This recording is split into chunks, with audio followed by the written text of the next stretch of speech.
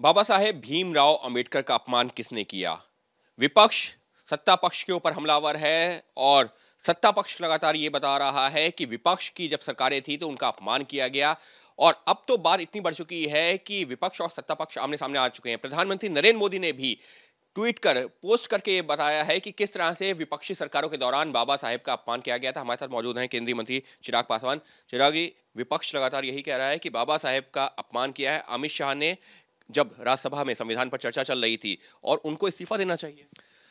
बाबा साहेब के सम्मान की अगर इनको इतनी ही चिंता होती, ये वही दल है, ये वही पार्टी है जिन्होंने बाबा साहेब के जीते जी उनको अपमानित करने का काम किया। कल ये जिस वाक्य का ये जिक्र कर रहे हैं कांग्रेस के लोग, कल संविधान पे हो रही चर्चा का राज्यसभा में जब जवाब केंद्रीय गृह मंत्री आदरणीय अमित शाह जी दे रहे थे, तो उस वक्त मैं खुद वहाँ पे मौजूद था। मैं खुद उस सदन में मैं उस वक्त मौजूद था और मैंने पूरे भाषण को मैंने सुना।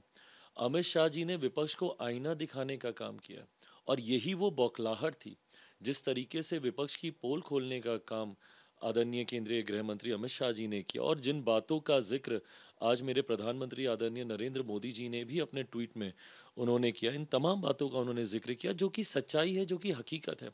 आप बताएं, आप वही कांग्रेस पार्टी हैं जिन्होंने बाबा साहब को चुनाव हरवाने का काम किया। आप उनके सम्मान की चिंता करेंगे जिन्होंने भारत का संविधान बनाने का काम किया, जिस संविधान के आधार पर भारत की संसद चलती है, उस संसद में आपने उनकी एक तस्वीर तक नहीं लगाई।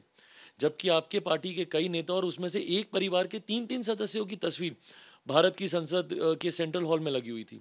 अगर इतना ही आपको उनको सम्मान देना था तो क्यों नहीं आपने 89 तक उनकी एक तस्वीर नहीं थी और 89 तक मोर और लेस ज़्यादा सरकार इन्हीं की रही है, कांग्रेस ही सत्ता में थी। एक कारण मुझे बता देना कि क्यों उनकी एक तस्वीर नहीं लगी। आपके तमाम प्रधानमंत्रियों की, तमाम नेताओं की आपने तस्वीर लगाई, क्यों नहीं बाबा साहब की आपने वहाँ पे फोटो लगाई? उनको भारत रत्न तक देना ज़रूरी नहीं समझा। 89 में जब पहली बार गैर कांग्रेसी सरकार बनी है, उसमें वीपी सिंह जी की सरकार में, जिसमें मेरे नेता, मेरे पिता आदरणीय रामविलास पासवान जी श्रम एवं कल्याण मंत्री थे, उस वक्त उनको भारत रत्न दिया गया।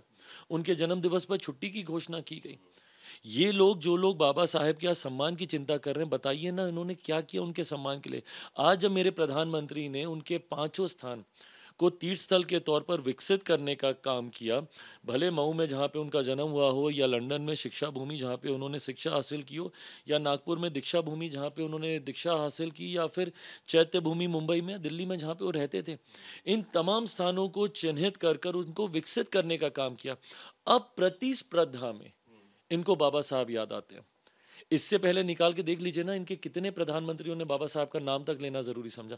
ये वो लोग हैं जिन्होंने हर संभव प्रयास किया बाबा साहब को भुलाने का, हर संभव प्रयास किया कि किसी भी तरीके से इतिहास की किताबों में से ही उनका नाम हट जाए।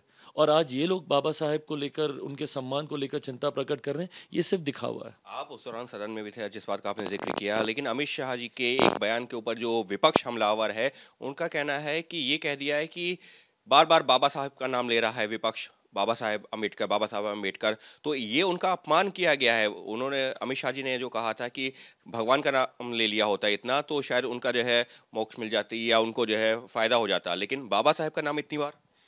विपक्ष के पास अब कोई मुद्दा बचा नहीं है। ये लोग सिर्फ यही फॉल्स नैरेटिव गढ़ने का काम करते हैं। जो लोग अपनी जेब में संविधान लेकर घूमने का काम करते हैं, क्या बोलते थे चुनाव से पहले कि संविधान खत्म हो जाएगा। कहाँ का संविधान खत्म हो गया? नहीं हुआ।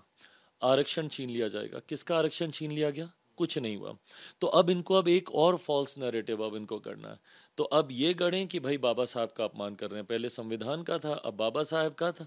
सिर्फ फॉल्स नैरेटिव गढ़ने का ये लोग काम करते हैं, जबकि सच्चाई दुनिया भी जानता है और देश तो हमारा पूरी तरीके से जानता ही है कि सही मायनों में किसने बाबा साहब को सम्मान देने का काम किया। आज हम लोग सम्मान से बोलते हैं भारत रत्न डॉक्टर बाबा साहब भीमराव अम्बेडकर। ये कांग्रेस की देन नहीं है। उनका बस चलता तो बाबा साहब का नाम तक ये लोग कभी ज़िंदगी में नहीं लेते। हमारे प्रधानमंत्री ने जब से बाबा साहेब को सम्मान देना शुरू किया, प्रतिस्पर्धा में ये सारी बातें कहते हैं। लेकिन अब जब कि वो संसद भवन परिसर हो, सड़क हो, हर जगह विपक्षी पार्टियां जो हमलावरों का अख्तियार किया हो, उनका तो अब मांग तो उस सिरे से आ गए हैं कि केंद्रीय गृहमंत्री का इस्तीफा होना चाहिए। किस बात पे होना चाहिए? अगर यही अगर आधार है तो भाई आप लोगों ने तो बाबा साहब को चुनाव हरवाने का काम किया। इस हिसाब से तो आपको भारत की संसद में घुसने का अधिकार नहीं होना चाहिए। ये वही संसद है जो बाबा साहब के बनाए हुए संविधान के आधार पर कार्य कर रही है। और आपने उसी संविधान निर्माता के साथ आपने क्या बदसलूकी की? आपने उनको मजबूर किया कि वो कैबिनेट से इस्तीफा दें। ये आपके कर्म थे। और आप बात कर रहे हैं कि गृह मंत्री जी इस्तीफा दें। किस बात के लिए इस्तीफा दें? इस बात के लिए कि उन्होंने बाबा साहब के नाम को ऊंचा करने का काम किया, उनके सम्मान में जगह जगह को उन्होंने विकसित करने का काम किया। आज मुंबई में चले जाइए, उनकी इतनी बड़ी प्रतिमा का वहाँ पे निर्माण हो रहा है। आप लोगों ने क्या किया उनको अपमानित करने के अलावा? साफ तौर पर विपक्ष फॉल्स नैरेटिव गढ़ रहा है। और विपक्ष की जब सरकारें थी, खास तौर पर कांग्रेस लेड सरकार, तो उस दौरान तो बाबा साहेब को भारत रत्न तक नहीं दिया गया, 2 बार चुनाव हरवाया गया और उनका कई बार अपमान किया गया। यही बात प्रधानमंत्री भी कह रहे हैं, यही बात चिराग भी कह रहे हैं, और तमाम बीजेपी हो या एनडीए के नेता हो इसी बात का जिक्र कर रहे हैं कि विपक्ष फॉल्स नैरेटिव यानी कि गलत जो है नैरेटिव गढ़ करके जनता को गुमराह करने की कोशिश कर रहा है। सहयोगी कैमरा पर्सन आशीष सक्सेना के साथ Ankit Gupta, ABP News, Delhi. For exclusive and insightful videos, subscribe to our new channel ABP Live Premium.